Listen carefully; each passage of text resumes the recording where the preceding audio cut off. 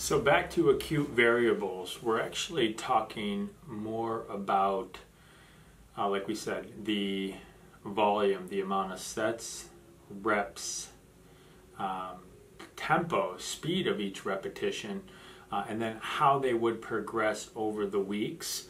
And then as you would build up towards the tail end of a month, the volume would build if your main goal was hypertrophy, increased cell size growth, all of that type of stuff. And then as you come down into a new phase of training, you would decrease the volume. And at that point, when you decrease the volume, that's almost like an active recovery for the whole system, the endocrine system, muscle system. That's actually when you start to heal and grow the most amount of muscle mass during that phase. You let your body rest and then you start to build back up again. That style of training is traditionally known as linear periodization. You know, it kind of does this and then builds back up. Percentages change each week. Now general fitness, you might do 2 sets of 12 all the way through, and then you're just changing the 1 rep max percentiles from week to week, but you're not increasing too much volume because a lot of people might not want to become what they've known as too muscle bound. Depending on male and female, males, you have way more testosterone, at least 10 times more testosterone than females. So thinking about women go, oh, I don't want to work out with weights because I'm going to get too big. Well, they're not going to get too big, for one, unless they're using an anabolic steroid to take them to that next level. They're not going to get bigger from weight training. And for one, if they don't want to get bigger too, you keep the volume lower for a female so they don't feel like they're getting big in certain areas. Not to get too far off pattern here, but the main focus is make sure that you're logging each workout. As you can see here, I got a nice book here. I got this from Amazon. Awesome book. And it has, you know, all your days for pretty much a full year in here. And I will put the date here, the day, percentile, what phase I'm on, the day, the month. And all of my programming is hypertrophy, but integrated functional hypertrophy. If I'm doing even a shoulder day, you'll see me doing single leg squatting before. And I have my reasons and purposes for that, simulating more growth hormone. A lot with hypertrophy training, even over powerlifting. This is a little fact that I'll throw in there for you. Even over powerlifting, serum testosterone, how much testosterone is boosted through different forms of training.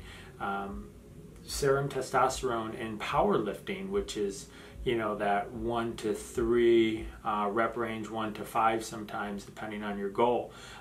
You will boost testosterone up to 3 times the amount by training in that particular powerlifting. What a lot of people don't know is the hypertrophy science that I'm studying a course right now through the National Academy of Sports Medicine, and one of their things was that hypertrophy training will boost testosterone up to 23 plus times more than other forms of training. So testosterone boost, which there's so many health benefits that come along with having heightened testosterone. Greater level for aggression, greater level of energy, especially as males get older, as known as low T levels, or low T levels start to drop by implementing weight-bearing exercises such as, you know, barbells and dumbbells, and having them fight between certain specific rep ranges will boost, you know, a lot of the hormonal profiles that have to do with the endocrine system. I'll talk a little more about that, but long story short, let's make sure that we're logging each and every workout. Think about designing a program for a year long and not just taking a magazine workout that gives you, oh, 8 weeks on me or 12 weeks on me. Because where do you go from 8 weeks and where do you go from 12 weeks? Think about that when you're thinking about quality program design.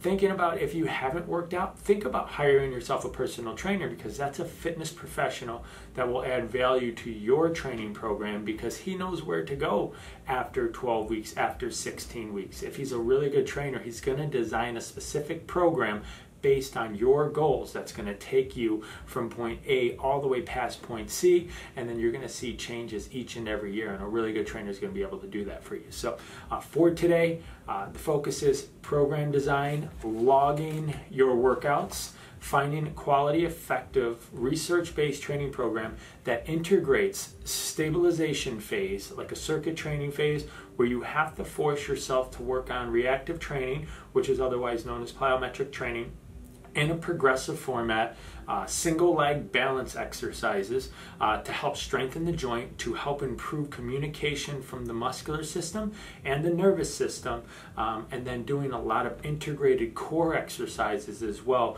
There's a whole format that you can follow, and then integrating about stabilization phase 3 to 4 times for one whole month during a 1 year annual phase. That will hit all the weak links along the way and prevent potential for injury. So once again, Giovanni Prezioso here from The Refinement. Come check us out for more educational, informational videos. Thank you so much.